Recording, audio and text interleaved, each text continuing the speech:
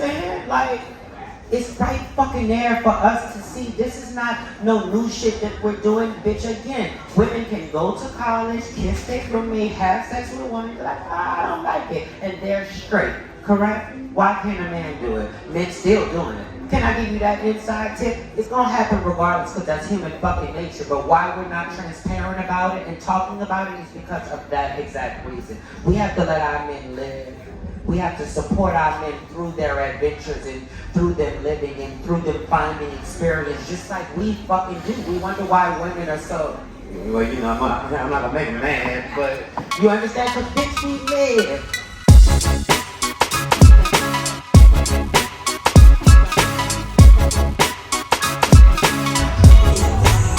Yeah, man, getting ready. So most of that time, I'm sure y'all can't hear me that good because I ain't got no microphone. But though, right now we backstage, getting ready to hit the stage. Hey, tell the people they don't know who you is, my brother. Kenneth Tyrell, the one and only. The one and only. Man, what's up? You know what I'm saying? You know. Our moderator / host for the night. You've been seeing this man on TikTok, Instagram, all over your YouTubes. He is probably one of the most intellectual and brilliant people of our time. Y'all give it up for Mr. ConsciousLee. Couldn't or didn't feel comfortable, you know, being whatever the fuck they wanted to be because of whatever they had going on, and they didn't want to jeopardize that. That is life. So I tell you, regardless of what conversations that I have behind the scenes, those aren't important. What's important is the people who stand in whatever truth that they believe in. Because first of all, I'm a fucking woman, so it's not no fucking rocket science to fuck with me. You understand?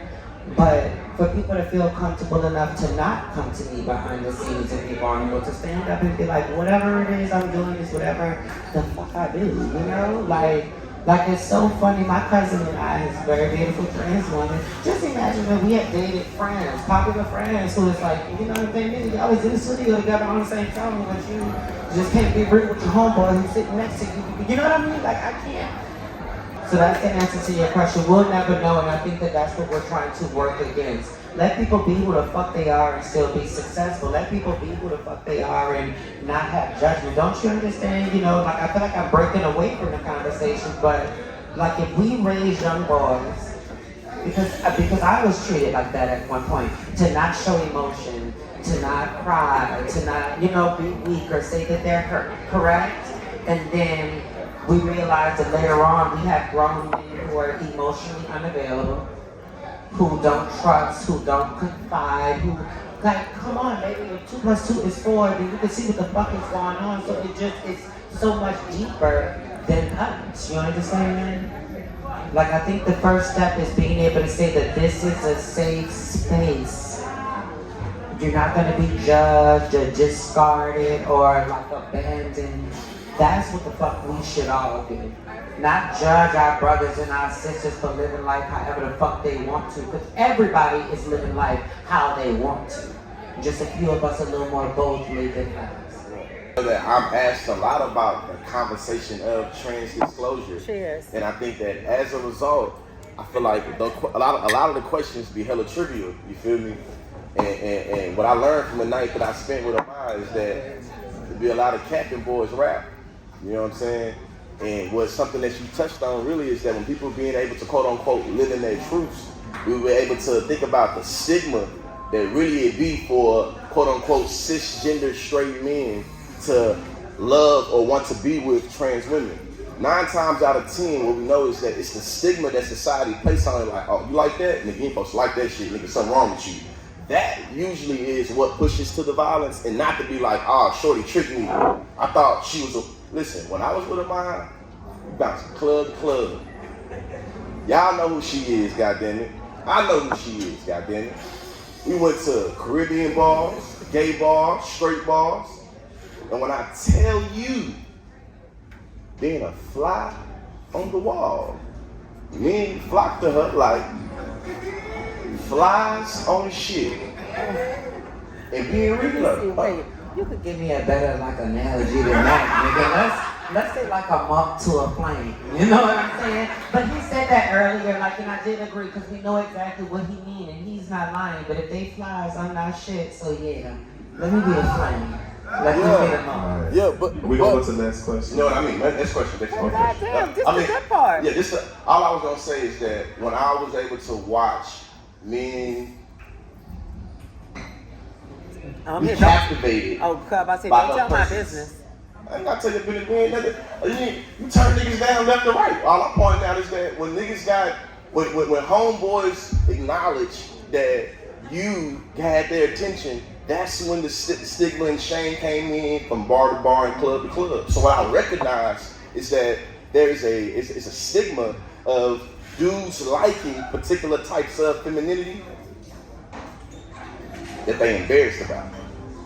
And as a result, it's like I'm projecting and saying, she tricked me. And I think that when I'm asked questions about trans disclosure, that's really why I be peeking. Like, hey, a part of this conversation has to be had. That part right there, to me, got to be at the forefront. And it's just like, before a trans woman discloses to you a trans or not, you should have to disclose will you kill a trans woman or not, or will you whoop her ass. I think that usually be the, but that's me. No. You're so right. But can I also say, just imagine, right, for women, for instance, they can go to college, can kiss their roommate, can may even have sex with a woman, can realize that may not be for them, can turn around, can marry a man and have 3 kids, and it's not nothing to even talk about. Now, if people are equal and we are all humans, then why aren't men allowed that same freedom? You understand what I'm saying? And I know that's deep, because that'll make you think. You know what I'm saying? You'll be like, well, what do I accept or not? But you should accept that we are human beings who explore and who need to realize things before we even realize. See, I'll get real deep and say a nigga could suck a dick and realize he don't like it and should still be able to move on with his fucking life, just like women do. You understand? Because we're human, because people are human, but we can't process that. You understand? Because we'd rather have a version of a man who is strong, not himself, and putting on, than one who is vulnerable, real, and then like, you know what, I did that, I don't like that. Which one of them is the real nigga? Do you understand? Like, it's right fucking there for us to see. This is not no new shit that we're doing, bitch. Again, women can go to college, kiss their roommate, have sex with a woman, be like, I don't like it, and they're straight, correct? Why can't a man do it? Men still doing it. Can I give you that inside tip? It's gonna happen regardless, because that's human fucking nature. But why we're not transparent about it and talking about it is because of that exact reason. We have to let our men live. We have to support our men through their adventures and through them living and through them finding experience, just like we fucking do. We wonder why women are so, well, you know, I'm not gonna make them mad, but you understand? Because bitch, we live. Because we get that freedom, because we get that experience, because we get to find out who we are exactly. Let's give our men that. That'll fix a lot of problems that we have. I ain't got nothing to say. Drop the mic on that shit. You just dropped it. We're like, We have another question. I'm gonna take this one and one more in the back. DJ, can you come up to the front, friend? Yeah, thanks. Okay. Hated that. definitely. Us. Thank you.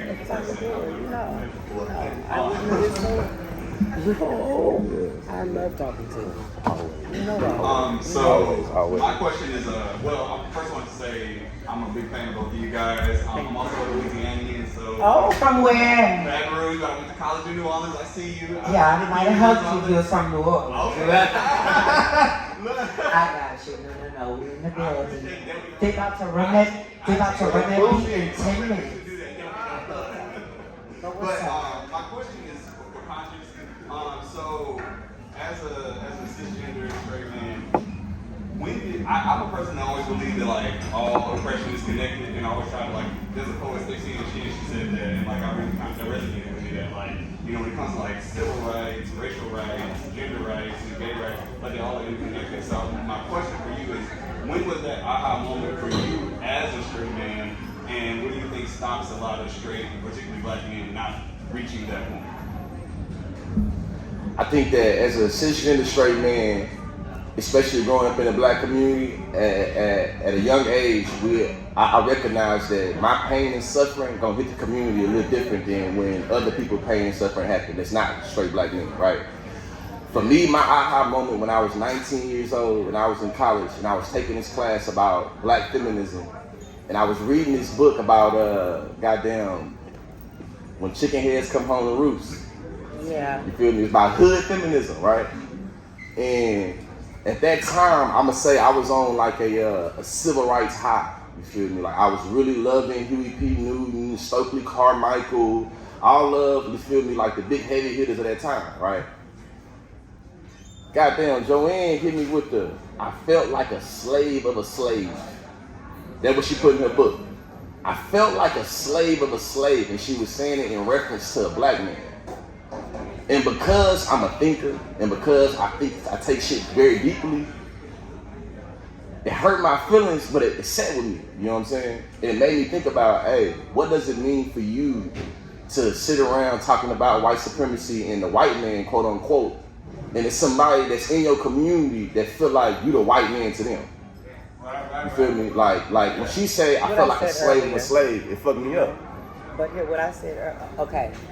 So I was talking to him, because I was like, imagine, and I think that that's a big topic like that I want to touch on, because I see that we're kind of wrapping it up, right? But you know what I mean? People have accepted me, and I say that to be transparent and vulnerable, but I know you're going to know where I'm going with this. There have been times where I'm in the bathroom, right? You know what I'm saying? Girls come up to me like, you a woman. I don't give a fuck what's going on. Bitch, I see you, I accept you, you my sister, you's a bad bitch. You understand what I'm saying? They give me my life. But then on the flip side, they'll throw in something which they think is making me feel better, but it's actually showing me that you don't live for what I am, or you know what I'm saying, what I stand for. You live for how I look. Like, I don't know what the fuck is going on with the other motherfuckers, but you know what I'm saying? You're a woman. I fuck with you. You know? And like in relation, because some people would think that is a compliment. That's not a fucking compliment. Because in relation, that's like somebody being like, excuse my language, oh my God, look at these niggers. Oh, not you. You're my friend. Well, what? You like, understand what I'm saying? Like, it's like, you don't give me grace because I'm pretty. I think that you're giving me a compliment. Respect my community as a whole. Because you don't respect me because you feel that I'm a woman regardless. You respect me because I have 4-inch hair and big old titties and I'm sickening. You know, understand what I'm saying? Like, just like those people who say, well, because imagine that happened. You know exactly what I'm saying. Where somebody will say some out of line shit and then be like, not you. You're my friend. Because I'm looking around again, no disrespect, y'all, but if a white person was like, oh God, these niggers, and then turn around and be like, not you. Not you. You're a good one. You're my friend. You're a good. You're a good one. That's not the compliment the fuck you think it is. So you think that you're being personal with me, like, oh, you're a girl, and I fuck with you, because look at you, bitch, you look like us. No, if you really fucked with me, you'll fuck with all of us, because that's what's in your heart, with human beings. And the last part she said, though, really, is really when I bridge it all together. It's like, if you fuck with all black people, then what does it mean for you to think about the multiple ways of black people being positioned? Disabled black people, poor black people that speak Spanish, black people from the Caribbean, intersectionality, right? Intersectionality. You see what I'm saying? That's really what I started to get into. But really, it was when I was like 19 years old, and a black woman's writing intellectually hit me in the heart and was like, hold on, a sister can't be saying that she's a slave of a slave. Me, like, what? And I really started unraveling, unpackaging, getting into it. And being real, when I got into college, I realized my first introduction to black feminism was like Mary J. Blige. You feel me? And then I realized some Saturday morning, so mama was going through it, and nigga, you hear that music, get your ass up and start cleaning up, I'm on your ass. Those mornings was mornings of traumatic breaks. Those mornings was mornings of being fed up. Those mornings was mornings of either my daddy or whatever nigga my mama was fucking with, you feel me, this, that, and the other. And I know now that I'm older and understand how heartbreak works and understand how power structures work, I was able to circle the dots and realizing when Mary J. Blige saying, I'm not gonna cry, I'm not gonna cry. When she was saying that shit, it's the same thing as us saying, like, I want to be a slave to slave. And recognizing being able to tie those two things together. But yeah, good question, definitely. Shout out to you. All right, thank you so much. You. First, I want to thank y'all for this opportunity. I think it's needed. But my question is, so I work with a lot of young black people of color in the health field who sometimes struggle with their sexual identity. What advice do you have for, I specifically work with youth, so what's advice that you have to take charge of their sexual identity, whether they're trans woman, trans man, bisexual, LGBTQ, plus, in the health realm, because typically the providers or doctors or APRNs are not typically fall under those categories. Right. And sometimes they're afraid to have that conversation, To live in their truth, because they think that it may compromise their profession and career. Exactly. So I say that what's important to you, because yes, career is, but who the fuck you are matters more. That's my whole thing. You can wake up every day and be unhappy. Do you know? Because I didn't have representation, and that's why it's so important. Like up until the age I was 15, I thought that I was, and that's what I was doing to, not that I was doing it to get my allowance, but it's, being quote unquote daddy's boy. You understand? I was getting good grades and I had my girlfriend and that's what I thought my life was gonna be that. You understand? I thought that that's what the fuck I had to do. I thought that those were the options that I have. In this day and age, we have so many more options than that. So I say that to say you just have to place who you are, who you are in your existence, bitch, at the top of your list of priorities. That's more important to me than your fucking career. But I get it because it's about comfortability. Guess what? What if people need it? Or what if someone is providing for their family or their their sick grandmother? Sometimes you can't be who you want to be. But that just means that the world that we lived in is so fucked up. You understand? So what I say is try to do what you can do. And if you can't, then I understand, because I too once had to live a life that I didn't want to live.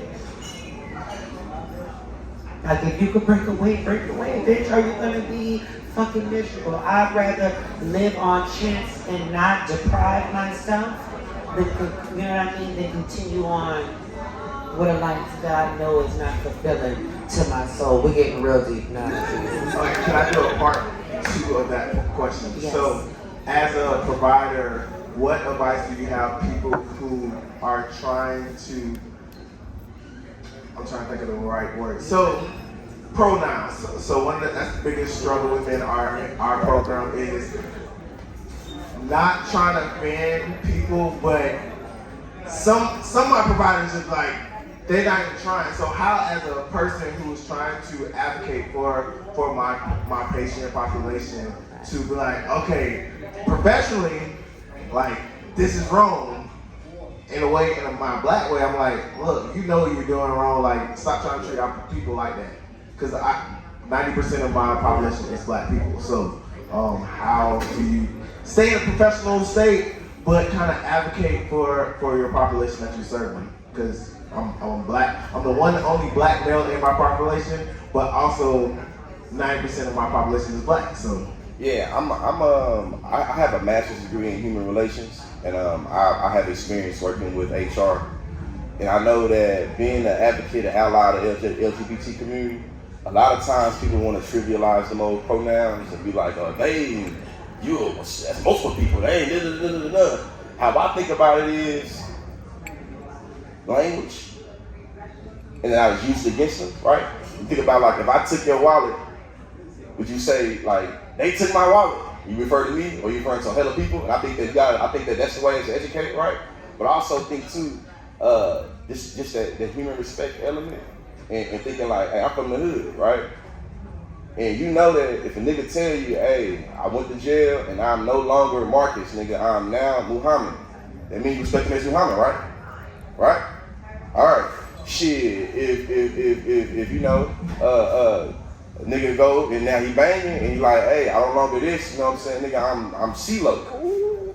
Hey, CeeLo, right? Let me touch it. So I think that when it comes to thinking about pronouns, it's about respecting that humanity and being like, hey, to me, you don't get no gangster points, you don't get no cool points in trying to purposely disrespect somebody's humanity by, you know what I'm saying, doing that shit. But that's how I do it. But I play those games, I'm an educator. Yeah, I'm gonna dip in, but I'm passing it right back. But imagine, I think that people don't respect and acknowledge people's pronouns because they're in a sense jealous. because they see someone living in their truth. Like, how the fuck do you get to be who you want to be? Why would I call you and acknowledge you? Oh, you a woman? Well, you know in the back of your mind that that's may have been what the fuck you wanted to do. You understand what I'm saying? Because it's not that fucking hard. We do it like all the time. Acknowledge somebody, graduates from medical school and now you call them a fucking doctor, right? If someone gets married, come on, man. Yeah. Then we change it. So it's not that we don't get the concept, but acknowledging that again makes us, like the fuck I said, look at shit deeper within us. Because if they can do it, then why not I? And if I acknowledge them doing it, then that's gonna make me look at myself like I'm a pussy. So I'm gonna say that's fucked up that they doing it because I'm scared. No. We got just one more. Drink starting For my DJ. What's up, Tampa? All right, so we've been around each other all day, and I want y'all both to answer this question, especially you, Amiyah. So, like, the moment that we stepped foot in Tampa, y'all, like, people were just like, oh my God, it's Amiyah Scott. Like, can I come up and take a picture with you? Meanwhile, she fresh off the plane, like, we all just like. I didn't have on no lashes. Right, she had no lashes. No lashes. Yeah, so if you were her lashes, so you see, I wasn't being petty. I was like, catch her with her lashes on. I told somebody earlier, and it was like, oh, you wrong. But I was like, nigga, that's what she gonna tell your ass. But I say all of that to say she remained so humble and she was so appreciative of all of her support. And in my head, I'm like, you know, I know when I'm not DJing, I go into a party, people are like, yo, you want to DJ? I'm like, no, I'm chilling. So how do you deal with always being like on and expecting like this Amiyah Scott personality to be every day, all day, everywhere you show up? Can I say, like, when you saw firsthand, I was sitting at that table right there, right? And you know, the house was, because it was during lunch, but I said that to say I was in mid-bite. Fresh off a plane, starving, no lashes, in a sweatsuit with some huaraches. And a girl came up and was like, oh my God, I love you so much. There were a moment, and just imagine, I'm telling you, my, like, ask them. Catfish, you can't eat catfish after 15 minutes. You know what I'm saying? You want it fresh out the grease. I mean, I'm mid-bite. But I stopped and I acknowledged, because let me say as well, you can't desire what you want and not put in the work of what it takes to maintain it. There's been times, see, at first, motherfuckers know not what's going on. But at first, people be like my sister sitting right there, and she'll tell you before hey, Shaylani, I love you, thank you for coming. Before I made it to TV, I was a badass ballroom bitch. I was, if you watch Pose, I was a bad bitch that was 17 and they couldn't stop me. That's what I was. So I say that to say, but people still couldn't understand or process why. Like, why do you know? Because there are a lot of pretty girls. There's a lot of pretty girls. There's a lot of, like, why her? Why her? You want to know why? Because what my parents instilled it in me. So I didn't do it for anything, but I treat people how the fuck I want to be treated. So if I walk through this very room, you're going to see me do it now. I may sleep for an hour and come back at midnight for the party I'm hosting. And that's when you're going to really see me do what I do. And I'm going to talk to everybody, have a moment with everybody, because what the fuck does it hurt? I could literally say if it's 10, 20, fuck it, 300 or whatever people in here. It'll take 30 minutes to go by and be like, hey, how are you? My name is Amiyah. What's yours? You understand? Show people love. You understand? Like I think that we have seen and what's been shoved down our throats is this mean girl or boy trope, this asshole if you a boy, you know, trope, and this mean girl, this bitch. Like, that's not me too. I wanted to be Regina George and what's her name? What's the other one? From Jawbreaker that we like. Because by Rose McGowan, you know what I'm saying? Like, you want to be them girls because you see them and you rule with kindness. I've had friends, my sister will tell you, you know all the bitches want to be bad. But after a night out, we be in the car on the way home and they be like, what? Why did I live for you like that? And it's because, bitch, I'm going to take the time to acknowledge everyone. Not because I want something, but because that's who I am. Yes, we did that right there. It's a video. A job well done. Or move to the bar. Yes.